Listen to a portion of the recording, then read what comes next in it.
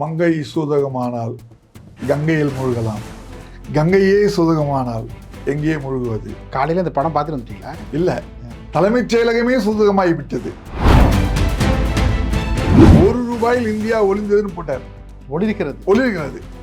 அதுக்காக தான் உடனே வாபஸ் வாங்கினாங்க. அதுக்கு தான் காரணமே தவிர வாஜ்பாய்க்கும் எங்களுக்கும் எந்தவித மனசாபமே இல்லை. காக்கா உட்கார பணமளம் விழுந்து கதையா சார்? அப்படி இல்லை சார். கூட்டணியில் இருக்கிற பொழுது ஒரு நிலைப்பாடு, கூட்டணியிலேருந்து வெளில வந்தால் ஒரு நிலைப்பாடு. இதை தொடங்கி வச்சது யாரு? இந்தியாவில் முழுக்க முழுக்க வந்து திமுக தான். அதுதான் எல்லாருடைய குற்றச்சாட்டு. இன்னைக்கு ஒரு நிலைப்பாடு, நாளைக்கு ஒரு நிலைப்பாடு. இதுதான் அரசியல். யாருக்காக எல்லாமே மாத்திரம்? மக்களுக்காக தானே. மன்னிப்பு கடிதம் எழுதி கொடுத்தா உள்ள அழைச்சிக்கிறது, என்ன முறைச்சா வெளில அனுப்புறது, அதையும் சொல்லுங்க.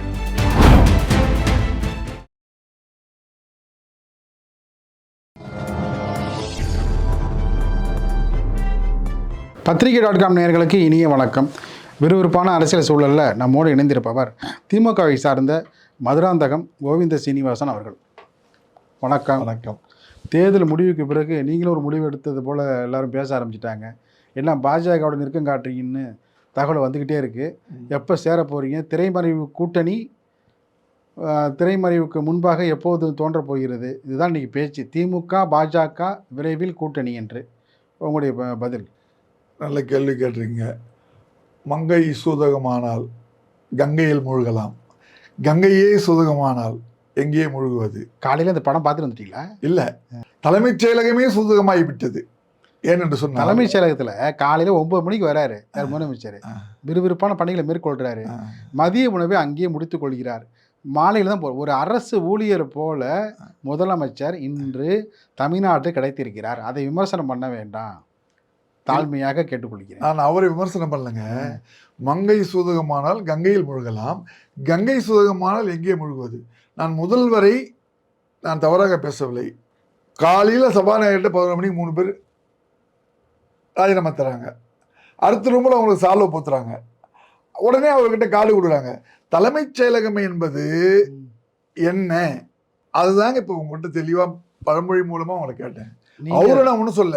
அவர் எழுந்து வருவாரு, அவர் அருமையான அரசியல் பண்றாரு, பண்ணட்டும். நாங்கள் எங்க தலைவர் எப்போ சொல்லிட்டாரு, 6 மாதம் நாங்கள் வாய் திறக்க மாட்டோம், அவர் ஆட்சி அமைக்க செய்யட்டும்ன்றாரு. சொல்லிட்டு 6 நாளில் கடுமையாக விமர்சனம் ஆரம்பிச்சிட்டீங்க சார். நாங்கள் விமர்சனம் இல்லை சார். இங்கே எனக்கு கம்யூனிஸ்ட் பாண்டியன் தோழர் பாண்டியன் பேசியிருக்காரு. அவர் என்ன சொல்றாருன்னா, நேற்று படித்தேன், ஆர்ப்பாட்டம் பண்ண வேண்டிய நாங்களே பண்ணாமல் இருக்கோம், 6 மாதம் வரைக்கும் நாங்கள் வாயை திறக்க மாட்டோம், இதுக்குள்ளே என் ஸ்டாலின் வாயை திறந்தான்னு ஒரு கேள்வி கேட்குறாரு. ஒரு குழந்தை பிறந்தவுடன் 6 மாத காலம் ஓய்வு வேணும். அதற்காக அவர் சொன்னார், அந்த குழந்தை தாய்ப்பாலை குடிக்க வேண்டும், இல்லை என்றால் புட்டிப்பால் கொடுக்க வேண்டும். இரண்டுமே அந்த குழந்தைக்கு கிடைக்கவில்லை என்று சொன்னால் மருத்துவர் அதற்கு வேறு மாற்று வழி பண்ண வேண்டும். இதுதானே கடமை. இப்போது இந்த 15 நாளில் நடந்த இன்சிடென்ட் தமிழ்நாட்டில் அவர் என்ன கேட்டார், இந்த மாதிரி போயிருக்கு, இதுக்கு என்ன வழின்னு ஒரு வார்த்தை கேட்டதுக்கு முன்னாள் முதல்வர், அவர் மக்களின் நெஞ்சத்திலிருந்து நீங்கள் இடம்பெற்ற ஒரு முதல்வர் கேட்ட கேள்விக்கு ஒரு கம்யூனிஸ்ட் இயக்கத்தில் இந்த மாதிரி பதில் வருது. தப்பு இல்லை அது? அப்போ கேட்கக்கூடாதா? அவர் என்ன கேட்டார்? ஒன்றும் தப்பாக கேட்ட இல்லையே. நான் நேராக போய்ட்டு நீங்கள் பண்ணுறது நான் தப்பாக நான் கேட்டால் ஒரு முதல்வரான பார்த்து பண்ணுங்க, ஏன் தவறு செய்யுங்க, ஒருத்தர் கேட்கக்கூடாது அதை? ஏன்னா கடந்த முறை ஆட்சி அமைத்த திமுக தலைமைச் செயலகத்தில் அனைத்து விதமான எல்லா விதமான பணிகளையும், அது அரசு சார்ந்த பணிகளாக இருக்கட்டும், கட்சி சார்ந்த பணிகளாக இருக்கட்டும், எல்லாமே அங்கே நடத்தினதுனால தான் இந்த அரசு அங்கே நடத்துது. கடந்த அரசு யார் பண்ணதுங்க எல்லாத்தையும்? அதாவது துறை சார்ந்த அலுவல் பணி, அதே போல் கட்சி சார்ந்த அலுவல் பணி எல்லாமே நடந்துருக்கு. இல்லை, கட்சி சார்ந்த அலுவல் பணி இப்போ ஏடிஎம்கே இருந்திருக்கா, திமுக இருந்திருக்கா? கரெக்டாக சொல்லுங்கள். கடந்த ஆட்சி உங்கள் ஆட்சி தான். கடந்த ஆட்சியில் எங்கள் ஆட்சியில் இந்த மாதிரிலாம் வந்து கார்டு கொடுத்து இந்த மாதிரிலாம் உள்ளே அது யார் வந்தாலும் அறிவாளி தான் எங்களுது சார். அதெல்லாம் சார் நடந்து போச்சு. அவங்க தெரிஞ்சு பண்ணாலும் தெரிய பண்ணாலும் நம்ம அது உள்ளே போக விரும்பல. நீங்கள் அது முறைப்படி இணைப்பது என்பது அறிவாலயம், என்ன சம்பிரதாயமாக வரவேற்று என்ன அரவணைப்பு என்பது தலைமைச் செயலகம். அந்த பணியை பார்த்தீங்கல்ல, அது அரவணைப்பு நாங்கள் எப்பவுமே யாருமே உள்ள வந்து அந்த மாரி அரவணைப்பை தான் இப்போ பார்த்துருக்காங்க. இல்லை, அரவணைப்பு இல்லை இது. நாங்கள் சேர்ந்துட்டோம்னு உரிமையோட கார்டு சபாநாயகர்கிட்ட கொடுக்குறாங்க சார். இல்லை, அவர் என்ன சொல்கிறார், சபாநாயகர் எழுத்துப்பூர்வமாக அவர்கள் எழுதி கொடுத்தார்கள், அதை தான் நான் ஏற்றுக்கொண்டேன் அப்படின்னு விளக்கம் கொடுக்குறாரு. விளக்கம் அவர் கொடுத்துட்டாரு. அடுத்த ரூமில் போயிட்டு மரியாதைக்குரிய ஆதவர்ஜின ரூமில் ஒரு சால்வை போடுறாங்க. அது ஒரு மரியாதை நிமித்தமான சந்திப்பு தான். எப்படி சார் இது வந்து நீங்க வந்து பத்திரிகையாளர் எப்படி சார் இது இல்ல இல்ல சொல்றீங்க? மரியாதை நிமித்தமான மரியாதை நிமித்தம்ன்றது சார் அடுத்த ஒரு செகண்ட்ல ஒரு மாபெரும் இயக்கத்தில் எடப்பாடியாரால் நிறுத்தி வெற்றி பெறப்பட்ட வேட்பாளர் என்ன அந்த இயக்கத்தை விட்டு ராஜினாமா பண்றாங்க. பண்ணிட்டு அவங்க வீட்டுக்கு வந்து யோசனை பண்ணலாம், இல்ல மறுநாள் தலைவரை சந்திக்கலாம். நேரா போய் பக்கத்துல போய் நிதியமைச்சர் இவர் அமைச்சர் ரூம்ல போய் சால்வ் போட்டா மரியாதை நிமித்தம்னா இது என்ன சார் மக்கள் நான் அவ்வளோ இழிச்சுவாயினா சார். அதான் வாஜ்பாய் இங்கே வந்தார், வந்துட்டு திரும்பி அந்த ஃப்ளைட்டில் போய் அங்கே இறங்கலை.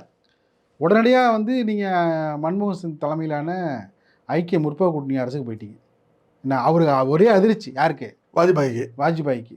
என்னப்பா நம்ம இப்போ தான் போயிட்டு வந்தோம், அவங்க வேணும்னு நம்ம போனோம், அந்த ஈரமே நமக்கு காயலையேப்பா, என்ன அந்த துக்க ஈரமே எனக்கு காயலையே. முரசொலிமாறனுடைய அந்த துக்க ஈரம் என்ன அந்த 14 நாளுக்கு பிறகு முடிவு எடுத்துருக்கலாம்னு சொல்லிட்டு ஆதங்கப்பட்டார். யார்?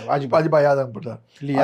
நீங்கள் செய்யலாம், இல்லை நீங்கள் செய்யலாம், அப்போ அவங்க செய்யக்கூடாதா? வாஜ்பாயின் மீது இருந்த இது மத்திய சர்க்காரில் வாஜ்பாயின் மீது இருந்த வேகம் எங்களுக்கு இல்லை. நாங்கள் ஏன் போனோம்னா ₹1 இந்தியா ஒளிந்ததுன்னு அத்வானி ஒரு இது போட்டார் பத்திரிகையில், தெரியுதுங்களா? ₹1 இந்தியா ஒளிந்ததுன்னு போட்டார். ஒளிர்கிறது. அதுக்காக தான் உடனே வாபஸ் வாங்கினாங்க. அதுக்கு தான் காரணமே தவிர வாஜ்பாய்க்கும் எங்களுக்கும் எந்தவித மனசாபமே இல்லை. காக்கா உட்கார பணமளம் விழுந்த கதையா சார்? அப்படி இல்லை சார். காக்கா உட்கார பணமளம் விழுந்த கதையா? அன்னைக்கு வந்து நீங்க எடுத்த முடிவு பாத்தீங்கன்னா அதுக்கு முன்னாடி அப்படிதான் வச்சுங்களேன். இல்ல அதுக்கு நீங்க என்ன சொல்றீங்க? அதுக்கு முன்னாடி ஏன் பிஜேபி கூட்டணிக்கு போனீங்கன்னு கேக்குறாங்க கலைஞர்கிட்ட. Right person wrong party. இல்ல ரைட் மேன் ராங் பார்ட்டி. அதான் ரைட் பர்சன் ராங் பார்ட்டி என்ன அப்படின்னு சொல்லிட்டு போறாரு. அப்போ சொல்றாரு அந்த காலகட்டத்தில் திமுக ஆட்சியை வந்து எல்லாம் விமர்சனம் பண்ணுறாங்க பாஜகவிலேருந்து. திமுகவின் ஆட்சி பொற்கால ஆட்சி. 96 2001 ஆட்சி வந்து பொற்கால ஆட்சி. யார்? தமிழகத்தினுடைய முன்னாள் பாஜக தலைவராக இருந்த இலகணேசன் அவர்கள் வந்து சொன்ன விஷயம் என்னோட நெருக்காலே சொல்லியிருக்காரு. இது போன்ற ஆட்சி நான் பார்த்ததே இல்லைங்க. இலகணேசன் திமுகவுடைய ஆட்சி அப்படி சொல்கிறார். ஆனால் உண்மையிலே பார்த்தீங்கன்னா பல்வேறு விதமான நலப்பணிகளை செய்ததுனால தான் அந்த வார்த்தை வந்தது. ஆனால் அதுக்கு பிறகு நீங்கள் தோத்துட்டீங்க. 2001 நீங்கள் தோத்துட்டீங்க. ஜெயலலிதா ஆட்சி அமைச்சிட்டாங்க. அதாவது பிஜேபியிட இருந்தால் ஒரு பேச்சு, வெளியில் வந்தால் ஒரு பேச்சு, என்ன அவங்க கூட்டணியில் இருக்கிற பொழுது ஒரு நிலைப்பாடு, கூட்டணிலேருந்து வெளில வந்தால் ஒரு நிலைப்பாடு. இதை வந்து தொடங்கி வச்சது யார் இந்தியாவில்? இதில் தொடங்கி வச்சது முழுக்க வந்து திமுக தான். அதுதான் எல்லாருடைய குற்றச்சாட்டு. இது வந்து இப்போ இருக்கிறவங்களுக்கு புரியலன்றதுக்காக நான் சொல்கிறேன். முதல்ல நாங்கள் வந்து விபி சிங் உருவாக்கணும். நீங்கள் உருவாக்க இல்லை 7 கட்சி கூட்டணி. அவர் வந்து இல்லை 7 கட்சி தேசிய முன்னணி ஆரம்பிச்சு. தேசிய முன்னணி ஆரம்பிச்சாலும் கலைஞர் தலைமையில் ஒருங்கிணைப்பாளர் கலைஞர் வந்து ஒருங்கிணைச்சு 7 பேரும் உருவாக்கி ஒரு வெற்றி பெற்றோம். மண்டல் கமிஷன் வருது, வாபஸ் வாங்கிடுறாங்க. பிஜேபி தான் எங்களுக்கு ஆதரவு கொடுத்தாங்க. அந்த மண்டல கமிஷன் அன்னைக்கு இருந்த நிலைமை. அந்த மண்டல கமிஷனுக்கு யார் பாடுபட்டது? ஆணைமுத்துங்கிறவர் தான். அவர் இல்லைன்னா மண்டல கமிஷனே இல்லை சார். இதுக்கு கேட்குறது கொஞ்சம் தெளிவாக சொல்லுது சார். அன்னைக்கு அந்த பிஜேபி ஆதரவு விபி சிங் பிரதமர். மண்டல் வந்தவொடனே மண்டல கையெழுத்து போடும்போது வட மாநிலங்கள் கொதித்து எழுகிறது. விபி சிங் ஆட்சி எடுக்கிறார். முடிஞ்சு போச்சா? பிஜேபி ஆதரவு விலக்கி கொள்கிறது. பிஜேபி வெளில போயிடுறாங்க. முடிஞ்சு போச்சு. ஆனால் 56 தொகுதி. ஏன்னா சந்திரசேகர் கரசேவையை வந்து உள்ள விடுறாரு. பீகாரில் அவரை வந்து அரெஸ்ட் பண்ணுறாங்க. யாரை? அத்வானி அரெஸ்ட் பண்ணுறாங்க. லாலு பிரசாத் யாதவ் வந்து அரெஸ்ட் பண்ணிடுறாரு. அரெஸ்ட் பண்ணி உள்ளே போட்டதுனால இங்கே வாபஸ் வாங்குறாங்க. வாபஸ் வாங்கணும்னா சந்திரசேகர் 56 எம்பி. நம்ம தலைவர் ராகுல் காந்தி 190 எம்பி. ராஜீவ் காந்தி இந்த ராஜீவ் காந்தி 56 எம்பிக்கு ஆதரவு கொடுக்கிறார். இவர் நினைத்திருந்தால் இந்த 190 எம்பியை வைத்துக்கொண்டு இவர் இந்தியாவை ஆண்டு இருக்கலாம். சந்திரசேகர் இணைத்துக் கொண்டு இவர் ஏன் அந்த வேலையை செய்யவில்லை? 16 எம்பியை வச்சுட்டு தேவகவுடா வந்து பிரதமருங்க. 16 எம்பி தான் இருந்தது. பெரிய எண்ணிக்கைலாம் கிடையாது. அதான் சொல்லி நீ இப்ப சொன்னீங்களே நீங்கம்மா இல்ல இது மட்டும் ஒரு உதாரணம் இல்ல. 16 எம்பியை வச்சு தேவகவுடா வந்தாரு பிரதமர். ரைட்டு. அதே மாதிரி அன்னைக்கு நடந்தது. அப்புறம் தேவகவுடா முன்னுதாரணம் ஆகி போச்சு. புரியுதுங்களா? ஒவ்வொரு கான்செப்ட்லயும் அது எப்படி பாக்குறாங்கன்னா இந்தியா முழுவதுமே யாரு பிரச்சனை இல்லாத ஆளுங்க அவங்கள தேர்வு பண்றாங்க. அப்படி தேர்வு பண்ணும்போது ஒரு சிக்கல் தான் இந்த மாதிரி மாட்டிக்கிறது. இப்போ தேவகவுடா அந்த 16 எம்பி வச்சுக்கின்னு எல்லாரும் சுத்தும் போது அன்னைக்கு யாரும் கிடைக்கல. அதே தேவகவுடா தப்பு பண்ணும்போது ஐக்கிய குஜராத் உள்ள வராங்க. ஆமா, சரிங்களா?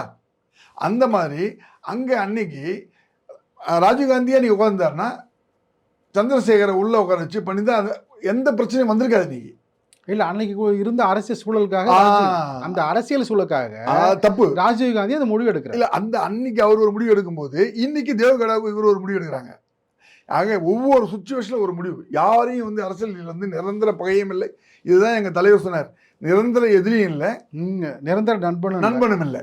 இன்னைக்கு ஒரு நிலைப்பாடு, நாளைக்கு ஒரு நிலைப்பாடு. இதுதான் அரசியல். யாருக்காக எல்லாமே மாத்திரம்? மக்களுக்காக தானே. மன்னிப்பு கடிதம் எழுதி கொடுத்தா வந்து உள்ள அழைச்சிக்கிறது, என்ன முறைச்சா வெளில அனுப்புறது, அதையும் சொல்லுங்க. யார் மன்னிப்பு கொடுத்தா? நாஞ்சில் மனோகர விஷயம் சார். நாஞ்சில் மனோகரன் விஷயம் வந்து மன்னிப்பு கடிதம் அவர் எழுதி கொடுக்கல சார். கருவி குற்றம்னு சொல்லிட்டார் சார். அவர் கருவியின் குற்றம் சொன்னார் சார். நான் காலத்தின் குற்றம் நாங்கள் சொன்னோம், தப்பு இல்லையே. கருவியின் குற்றம் சொன்னவர் நாஞ்சில் மனோகரன். அவர் பேசுனதே தப்பு. நான் இன்னும் கேட்டேன், தாளமுத்துக்கு போய் தாளமுத்து அந்த பொஷவாக்கம் நீ எப்படி சொல்லலான்னு அவர் வீட்டில் போய் கேட்டு வந்தேன். நான் என்ன சொன்னார்? சிச்சாரு. ஆனால் அவர் உள்ளே போயிட்டாரு. காலத்தின் குற்றம்னு சொன்ன நாங்கள் இன்ன வரைக்கும் நாங்கள் வெளிலகிறோம்.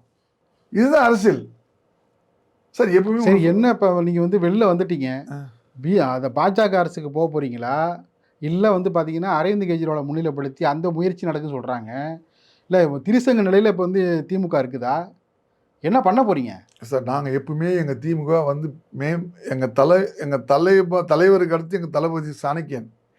எங்கள் கிட்ட வந்து 4 பேர் இருக்காங்க, 4 தூண். யார் யார் இருக்கா? எங்கள் தலைவர் MK ஸ்டாலின் இருக்காரு. சரி. 2வது உதயநிதி இருக்காரு. நாங்கள் ஓப்பனாக சொல்கிறோம். 3வது கனிமொழி மேடம் இருக்காங்க. 4வது எங்கள் பெண் நிறுவனம் சபரீசன் இருக்காரு. நாங்கள் 4 பேரும் இருக்கோம். இந்த 4 பேர் தான் இப்போ வந்து வியூகம் பண்ணாங்க. இந்த தேர்தல் கேளுங்க, இந்த தேர்தலில் வியூகம் பண்ணது 4 பேர் தான். அதை பற்றி இவங்க 4 பேர் போன தேர்தலில் நாங்கள் வியூகம் பண்ணி எங்கள் ஜெயிச்சோம். அப்போ வந்து நாங்கள் உங்கள் பேர் அப்போ ஜெயிக்கும் போது நாங்கள் அவங்களை வந்து தூக்கி வச்சிருக்கும் போது இப்போ நாங்கள் தோத்துட்டு அவங்களை போய் வருத்த சொல்ல முடியுமா?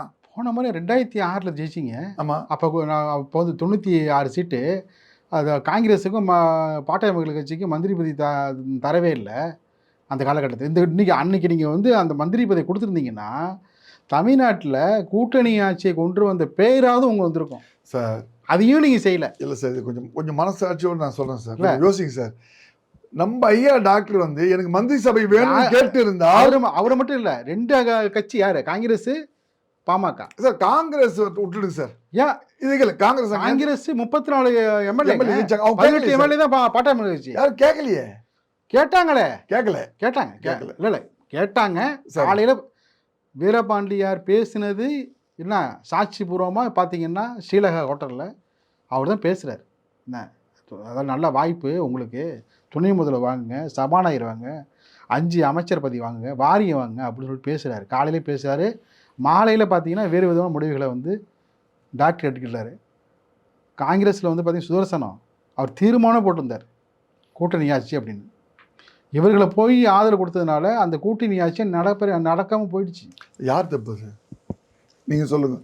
உங்கள் தலைமையில் இருக்காங்கல்ல காங்கிரஸில், அவங்க இல்லை சார் எங்களுக்கு இப்போ 28 சீட்டுக்கு பேரம் பண்ணீங்கல்ல, சரி இவ்வளோ தூரம் பேரம் பண்ணாங்க, பண்ணி இப்போ ஒரு MP வாங்கி போனீங்களா? அதே மாதிரி அன்றைக்கி தலைவர்கிட்ட கேட்கத்தானே எங்களுக்கு கூட்டணி ஆட்சி ஒன்று கேட்கத்தானே. ஏன்னா அவங்களுக்கு வந்து எங்களுடைய ஒத்துழைப்பு தேவைப்படுது காங்கிரஸுக்கு.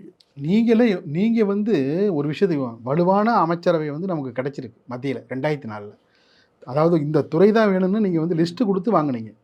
நீங்களே கொடுக்கணும் காங்கிரஸுக்கு. நீங்கள் தான் கொடுக்கணும். நாங்கள் வந்து கொடுக்கணும். நாங்கள் நீங்கள் வந்து கேட்டால் சார் கொடுக்க முடியும். நான் எப்படி கொடுக்கணும்னு சொல்ல முடியும்? கலைஞருடைய அந்த கோரிக்கை உணர்வு வந்து டெல்லிக்கு போகுது. உடனடியாக ரெடி பண்ணி அந்த வந்து பார்த்தீங்கன்னா வந்து யாருக்கு என்னென்ன துறைங்கிறத ரெடி பண்ணி உடனடியாக கொடுக்குறாங்க. நீங்கள் அது போலலாம் வந்து கொடுத்துருக்கணும்.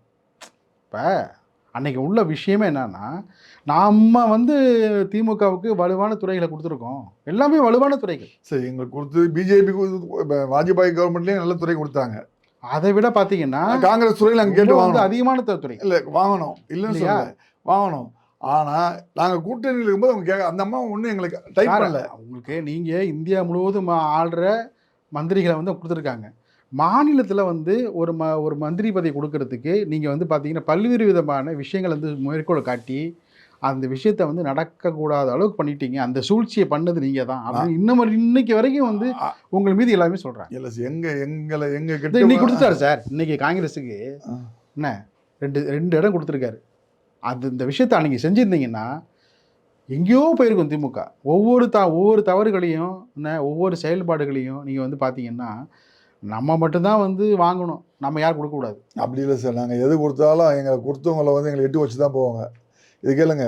நாங்கள் அப்படி பார்க்கும்போது கவர்னர் வரும்போது இப்போ நீங்கள் கேட்டிங்கல்ல, நாங்கள் மந்திரி பதவி கொடுக்கலன்னு நீங்கள் கேட்குறீங்க. அன்னைக்கு வந்து நாங்கள் வந்து எங்களுடைய நிலைப்பாடுகளை கேட்கும்போது அந்த தமிழ்நாட்டுக்கு மந்திரி பதவி தேவையில்லைன்னு சொல்லிட்டாங்க. எங்கள் தலைவர் அதோட ஆட்சி அமைச்சிட்டார், முடிஞ்சு போச்சு. ஆனால் இதோ நீங்கள் சொல்கிற மாதிரி ஒரு டாக்டர் ஐயா கேட்டிருக்கலாம், டிமாண்ட் பண்ணிக்கலாம். அது நடந்தது, அது முடிஞ்சு போச்சு. காலையில பேசினாங்க, சாயந்தரமா முடிஞ்சு போச்சு. அதனால் அது வந்து நம்ம ஏற்றுக்க முடியாது. அவங்களோட அன்னைக்கு இருந்து நெருக்கடி வேற, இன்னைக்கு இருக்கிற காலகட்டங்கள் வேற. அதனால இது இன்னைக்கு சரியாக அமைஞ்சு போச்சு. இப்போ இவங்களும் தனி மெஜாரிட்டி வந்தாலும் யாரையும் கேட்க போகிறது இல்லை. சரிதானா? இல்லை, அவரு விஜய் என்ன சொன்னாரு, சார் விஜய் வந்து பெரும்பான்மை இருந்தாலும் கூட கூட்டணி ஆட்சி தான் சொன்னாரா இல்லையா? கேளுங்க, எடுக்கும்போது கட்சி ஆரம்பிச்சு சொல்லிட்டாரு. அவர் எடுக்கும்போது கூட்டணி ஆட்சியில் பங்கு அதிகாரத்தில் சொல்லிட்டார். ஆட்சியில் பங்கு அதிகாரத்தில் பங்குனர். இப்போ அதிகாரத்தில் பங்கு கொடுத்துருக்காரு, நான் வர வைக்கிறோம். அதை பார்ப்போம், பொறுத்து பார்ப்போம். எப்படி இருக்கு அந்த அமைச்சரவை, அவருடைய அமைச்சரவை, புதிய அமைச்சரவை பார்த்தீங்கன்னா எப்படி இருக்கு உங்க பார்வை சுருக்கமாக? எங்களை பொறுத்தவரை கொடுத்துருக்காருன்னு ஒன்றுமே நல்ல மாதிரியே செயல்பட்டோம். 6 மாதம் பொறுத்து பார்ப்போம். இல்லை, வட தமிழகத்துக்கு இன்னும் வந்து இடங்கள் தேவையாங்கிற? இல்லை, அவர் கொடுத்துருக்காரு. மொத்தம் தென் தமிழகமாகுதுன்னு வட தமிழகம் ஒரு 4 இடங்களை கூட கேட்டு பெற்றிருக்கிறார்கள். என்ன அதனால் கொஞ்சம் பொறுத்து தான் பார்க்கணும் என்ன கால சூழ்நிலைகள் என்பது அவர் பார்த்து ஒரு கட்சியில் சரி பண்ண தெரியும். மிக்க நன்றி. நன்றி.